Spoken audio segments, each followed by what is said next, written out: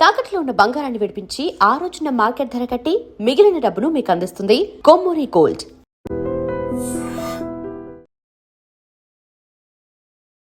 భద్రాద్రి కొత్తగూడెం జిల్లా దుమ్ముగూడెం మండలం నర్సాపురం గ్రామానికి చెందినటువంటి యువతి. ఆమెకు కేవలం 21 సంవత్సరాలు. పేరు వచ్చేసి సరస్వతి. ఆమె ఉన్నత చదువుల కోసం హైదరాబాద్ వచ్చింది. మీర్పేట్లో ఉంటూ ఆ హాస్టల్లో ఉంటూ లేడీస్ హాస్టల్లో ఉంటూ ఆమె తన చదువును కొనసాగించింది. అయిపోయింది. ఆ తర్వాత రీసెంట్గా ఆమెకు టెలికాలర్ జాబ్ వచ్చింది. సో టెలికాలర్ జాబ్ చేసుకుంటూ ఆమె జీవనాన్ని సాగిస్తున్నటువంటి పరిస్థితి. ఇక్కడే ఒక 2-3 ఏళ్ల క్రితం నందకిషోర్ అనే వ్యక్తితోని సరస్వతికి పరిచయం ఏర్పడింది. ఆ తర్వాత ఇద్దరి పరిచయం కాస్త ప్రేమగా మారింది. నందకిషోర్ ఏమీ చేసేవాడు కాదు, కానీ సరస్వతి మాత్రం యాజ్ టెలికాలర్గా పనిచేస్తోంది. మొన్న న్యూ ఇయర్ సందర్భంగా ఈ అమ్మాయి వాళ్ళ ఇంటికి వెళ్ళి వచ్చింది. దానికంటే ముందు కూడా తరచుగా 2-3 ఏళ్ళు అయిపోయింది. మన పెళ్లి విషయాన్ని ఇద్దరి పేరెంట్స్కి చెప్దాం, ఒప్పిద్దాం అనేటువంటిది ఫ్రీక్వెంట్గా వీళ్ళిద్దరి మధ్య డిస్కషన్ ఏర్పడింది. దీంతో నందకిషోర్ చూద్దాం చేద్దాం అనేటువంటి మాట చెప్తూ పోస్ట్పోన్ చేస్తూ వస్తున్నాడు. దీంతో మొన్న న్యూ ఇయర్కి తన సొంతూరుకు వెళ్ళినటువంటి సరస్వతి తిరిగి వచ్చింది. మొన్న ఆదివారం రోజు మళ్ళీ ఇద్దరు కలుసుకున్నారు. ఆ టైంలో కూడా ఇంకా నేను పెళ్ళిని పోస్ట్పోన్ చేయలేను, మా అమ్మా నాన్న పూర్తిగా ఒత్తిడి తెస్తూ ఉన్నారు, పెళ్లి సంబంధాలు చూస్తామని చెప్తూ ఉన్నారు, మన వ్యవహారం ఆర్ ప్రేమకు సంబంధించిన ఇన్ఫర్మేషన్ని మా అమ్మా నాన్నకి నేను చెప్తాను, మీ అమ్మా నాన్నకు కూడా నువ్వు చెప్పు అనే ఒత్తిడి ఈ అమ్మాయి ఈ నందకిషోర్ మీద ఒత్తిడి చేయడం స్టార్ట్ చేసింది. దీంతో ఏముంటుంది, నచ్చలేదు. ఎందుకంటే అసలు పెళ్లి చేసుకోవాలనే ఉద్దేశం లేనట్టుంది నందకిషోర్. ఈ మాట అనడానికి కారణం ఏంటంటే ఇప్పుడు ఆ అమ్మాయి మీద నందకిషోర్ ఒక ఆరోపణ చేశాడు. నువ్వు నాతోనే కాదు ఇంకో వేరే అబ్బాయితో కూడా తిరుగుతున్నావు, నిన్ను నేనెట్లా మ్యారేజ్ చేసుకోవాలి, నేను చేసుకునే లేదు అని ఖరాఖండిగా చెప్పేశాడట మొన్న ఆదివారం.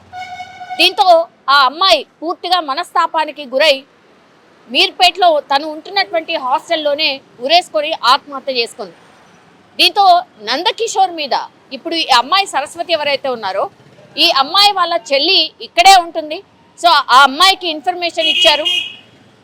ఆ అమ్మాయి వచ్చి ఇంకా వాళ్ళ అక్క మృతదేహం మీద పడి భయంకరంగా ఏడవడం. ఆ తర్వాత ఈ నందకిషోర్ అనే వ్యక్తి మా అక్కని మోసం చేశాడు, మ్యారేజ్ చేసుకుంటా అని చెప్పి నమ్మించి మరీ మోసం చేశాడు, నందకిషోరే మా అక్కని చంపాడు అనేటువంటిది పోలీసులకు ఆమె ఫిర్యాదులో పేర్కొనడం అయితే జరిగింది.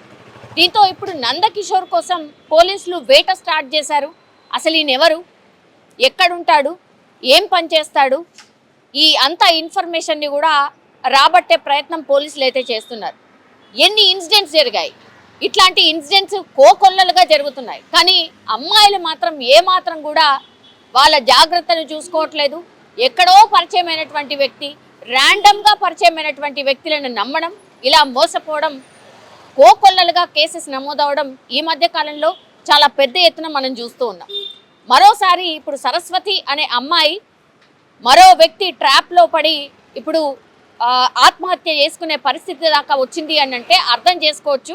ఇట్లాంటి ఎన్ని ఇన్సిడెంట్స్ జరుగుతున్నా సరే అమ్మాయిల మైండ్ సెట్ మారట్లేదు. అట్లాగే నేనేమి అబ్బాయిల వెనకేసుకు రావట్లేదు, కానీ అబ్బాయిల మైండ్ సెట్ కూడా మారట్లేదు.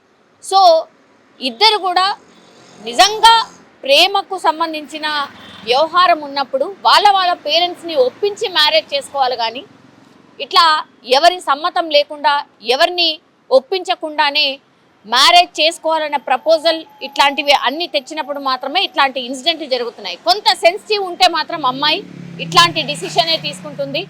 ఇది అబ్బాయిలకు కూడా వర్తిస్తుంది. అమ్మాయిలు కూడా మోసం చేసిన సందర్భాలు ఈ మధ్య కాలంలో చాలా కనిపిస్తున్నాయి. అటు అమ్మాయి అనుకోండి అబ్బాయి అనుకోండి, నిజంగా ప్రేమించాలి ఆర్ ప్రేమిస్తే మాత్రం మ్యారేజ్ చేసుకోవాలి అనేటువంటి వాళ్ళే ముందుకు వెళ్ళండి, లేదంటే అక్కడే డ్రాప్ అవ్వడం బెటర్. ఎందుకంటే కొంత సెన్సిటివ్ ఉన్నా సరే ఇగో ఇట్లాంటి డిసిషన్స్ అయితే తీసుకుంటున్నారు. తల్లిదండ్రులకు ఒక మనోవేదన అయితే గురి చేస్తున్నారు, మనోవేదనకైతే కారణం అవుతున్నారు అని చెప్పొచ్చు. నిజంగా ప్రస్తుతం ఉన్నటువంటి సమాజం దేనికి ప్రయారిటీ ఇస్తుంది? ఆర్థిక సంబంధాల చుట్టూ మాత్రమే తిరుగుతోంది. మళ్ళీ ఎన్నికలంగానే చాలా విరక్తి కలుగుతాను. మంచి అనిపిస్తుంది కదా, లేడీస్ కూడా ఛాలెంజింగ్ జాబ్స్ చేసినప్పుడు చాలా బాగుంటది. ట్రాఫిక్ అసిస్టెంట్స్ గా నియమించిన ట్రాన్స్జెండర్స్ అందరితో సాల్యూట్ చేయించుకుంటున్నారు. ఫుడ్ డెలివరీ ఇవ్వటానికి వెళ్ళినటువంటి డెలివరీ బాయ్ అనిల్ పై కళ్ళ ముందు